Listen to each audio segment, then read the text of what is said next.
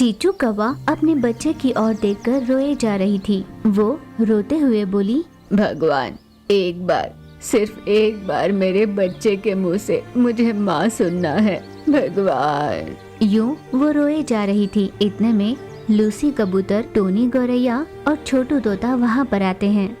कौवे को देखकर वे सभी दुखी हो रहे थे। दोस्त, तुम इतनी दुखी मत हो, तुम्हें ऐसे देखकर सीने में तीर चल रहे हैं। वो सांत्वना देने लगी। दोस्त, ये दोनों तुम्हारे ही दोस्त है ना? उन दोनों को मेरे और मेरे बच्चे के बारे में बताया होता तो अच्छा होता। ये सब सिर्फ उन दोनों की वजह से ही हुआ है। मेरे बच्चे की मरने की वजह वो तोता और कबूतर ही है।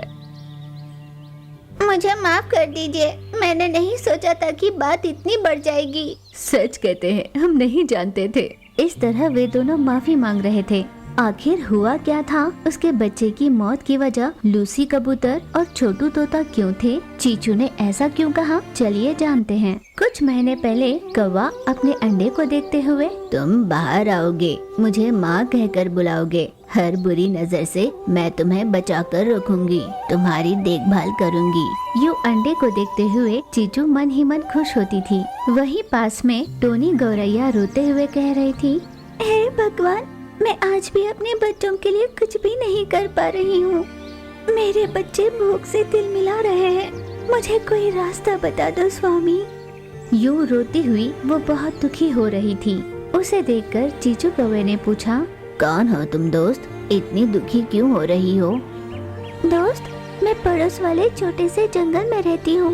मेरे 2 नन्हे बच्चे हैं, वो भूख से दिल मिला रहे हैं। आसपास कहीं भी आहार नहीं मिल रहा। पिछले 2 दिनों से मैं उन्हें खाने के लिए कोई आहार नहीं ला पाई।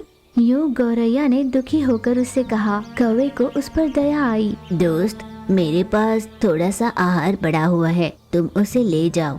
यूं कौवे ने उसकी मदद की। टोनी गौरैया इससे बहुत खुश हुई और उसका दिया आहार लेकर उसका आभार मानकर वहाँ से अपने बच्चों के पास उड़ चली। यूं ही कुछ दिन गुजरे। कौवे के अंडे से बच्चा बाहर निकला, पर तभी अचानक तेज हवा चली और जोर की बारिश होने लगी।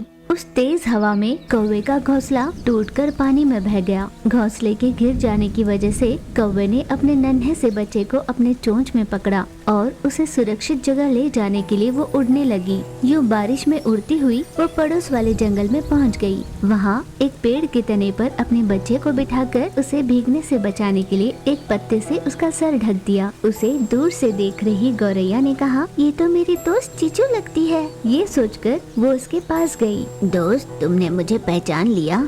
तुम्हें कैसे भूल सकती हूँ दोस्त, मेरे बच्चों की भूख मिटाई थी तुमने। तुम्हें कैसे भूल सकती हूँ? क्या हुआ, इतनी बारिश में यूँ भीग क्यों रही हो? दोस्त, इस बारिश की वजह से मेरा घोंसला टूटकर बह गया। मेरे नन्हे से बच्चे को लेकर कहाँ जाऊँ ये सोच रही थी और उड़ती हुई यहाँ पर आई। हम दोनों के लिए आसरा दे दो। ये सुनकर गौरैया दुखी होकर बोली, दोस्त, मुझे माफ कर देना। मैं तुम्हारे बच्चे की सहायता तो कर सकती हूँ, पर तुम्हारे लिए जगह बन सके इतना बड़ा घोंसला नहीं है मेरा। कोई बात नहीं दोस्त, तुम मेरे बच्चे को साथ में ले जाओ। एक बार बारिश रुक जाएगी तो मैं अपना घोंसला बना लूंगी। गौरैया ने हामी भरी, उसके बच्चे को लेकर अपने घोंसले की ओर उड़ चली। कौवा बारिश के रुकने का इंतजार कर रही थी। अगले दिन बारिश के रुकते ही कौवा वहाँ से उड़कर चली गई। अपने लिए घोंसला बनाने के काम में वो पूरी तरह से व्यस्त हो गई। गौरैया कौवे के बच्चे का अच्छे से ख्याल रखती थी, उसे खाने के लिए आहार देती थी। 2 दिन बीत चुके थे। कौवे के बच्चे ने गौरैया को माँ कहकर बुलाया। गौरैया भी उसे अपना ही बच्चा मानती थी। एक दिन गौरैया अपने बच्चों को आकाश में उड़ना सिखाते हुए बहुत दूर चली गई। तभी गौरैया से मिलने के लिए उसके दोस्त लूसी कबूतर और छोटू तोता उसके घोंसले पर आते हैं। तू यहाँ पर कैसे आई? ये हमारी दोस्त गौरैया का घर है। माँ बाहर गई है, आपको क्या चाहिए? क्या कहा? टोनी तुम्हारी माँ है? तुम देखने में इतनी काली और कुरूप हो, तुम टोनी की बेटी कैसे हो सकती हो? हाँ, ये टोनी की बेटी नहीं हो सकती, वो बहुत सुंदर है। तुम बहुत ही बदसूरत हो। चलो निकलो यहाँ से। लगता है ये तुम्हारी माँ की चाल है, निकलो यहाँ से।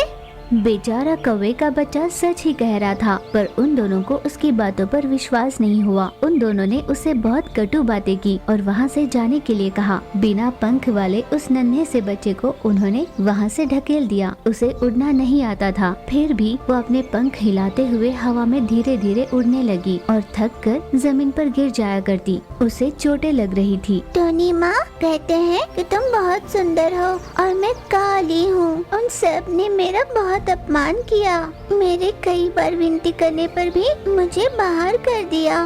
मैं और नहीं उड़ पा रही, मुझे चोटें लगी हैं। यूँ रोते रोते वहीं पर उसने अपनी जान गंवा दी। कुछ समय बाद गौरैया अपने घोंसले पर लौटी। उसे देखकर कबूतर और तोते ने कहा, तुम आ गई दोस्त, पता है हमने तुम्हारे घोंसले को संभाला। ऐसा कहकर सारी बात उसे बता दी। ये क्या कर दिया तुमने? वो मेरे दोस्त का बच्चा था, कैसा अनर्थ कर दिया तुमने।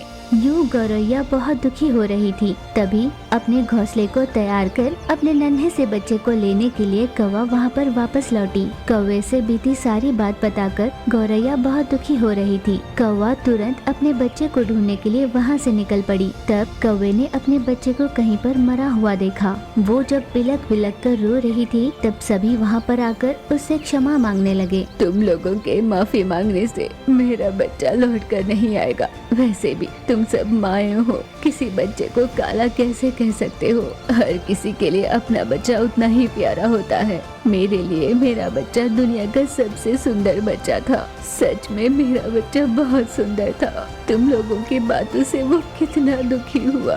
तुम्हारी बातों का बुरा मानकर उड़ना ना आते हुए भी अपने छोटे छोटे पंख से उड़कर चोटें खाकर वो चल बसा। मेरे बच्चे ने एक बार भी मुझे प्यार से माँ कहकर नहीं बुलाया। उसके मुँह से माँ सुनने के लिए मैं कितना तरस गई थी, पर ये नहीं हो पाया। यूँ कौवा बहुत रो रही थी। गौरैया को बहुत पछतावा हो रहा था। मुझे माफ कर दो, मुझे नहीं पता था ये होगा। तुम मेरे 2 बच्चों में से एक को अपना लो। माँ कहलवाने की खुशी से तुम्हें वंचित नहीं होना चाहिए।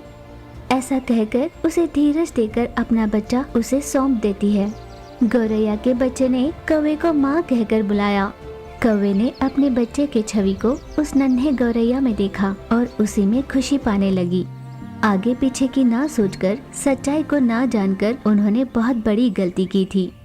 सभी से माफी मांगकर वे दोनों वहाँ से उड़ चले।